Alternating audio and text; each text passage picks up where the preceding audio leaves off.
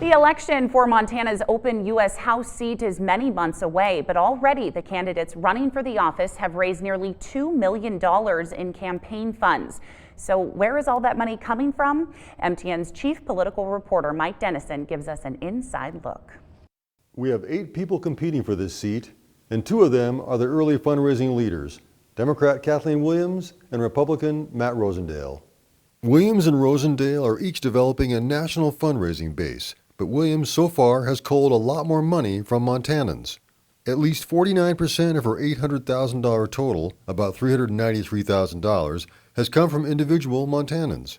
I say at least because she's also received another $234,000 from small donors who aren't required to list their address, and it's likely an equal percentage or more of this money came from Montanans as well. She's also received about $35,000 from her native California, just 4% of her total, and has donors from at least 27 states. Rosendale, who ran for the U.S. Senate last year and lost to Democrat John Tester, has received only about 20% of his money from individual Montanans, at least $120,000 out of the $650,000 he's raised from donors.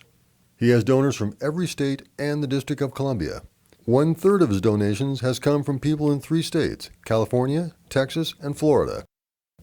Another candidate who's getting most of his money from out-of-state sources is Democrat Tom Winter, a state representative from Missoula. He's raised almost $200,000, but only about 15% from Montana donors.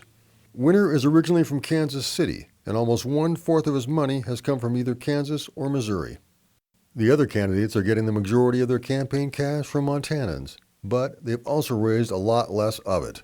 Republican Corey Stapleton has raised $122,000, and the 3 other Republicans in the race, Helena farmer rancher Joe Dooling, former state party chair Deborah Lamb, and Corvallis School Superintendent Tim Johnson, and one other Democrat, rancher Matt Rains of Sims, have each raised less than $40,000.